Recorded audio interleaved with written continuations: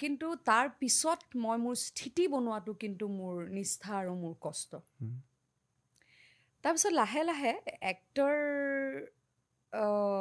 টো নোহোৱা হৈ পেলাই মানে বৰষাৰণী বিষয়া নোহোৱা হৈ পেলাই এই শ্বেড'টো নোহোৱা কৰি পেলাই এটা চৰিত্ৰ হোৱাটো কিন্তু যথেষ্ট কষ্ট লাগিব যথেষ্ট কষ্ট মানুহে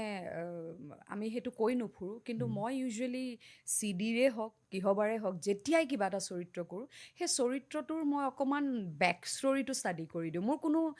ফৰ্মেল ট্ৰেইনিং নাই দেই অভিনয়ত মোৰ কোনো ফৰ্মেল ট্ৰেইনিং নাই বা মই চাগে এইখিনিও জানিবলৈ সেইখিনি সময়ত চেষ্টা কৰা নাছিলোঁ যে মেথড এক্টিং বা মানুহে অভিনয় শিকিলে কি শিকে নাজানো স্বতঃস্ফূৰ্তভাৱে মোৰ ভিতৰৰ পৰা কাৰণ মই মোৰ মাহী নিকুমণি বৰুৱাক দেখিছিলোঁ সৰুতে মাহীহঁতৰ ঘৰত ডাঙৰ হোৱা মই নিকু মাহীয়ে যেতিয়া এটা চৰিত্ৰ কৰে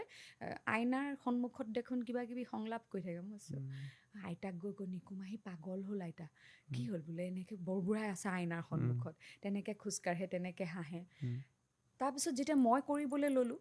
তেতিয়া মই বুজি পালোঁ যে কেৰেক্টাৰাইজেশ্যন কাক কয়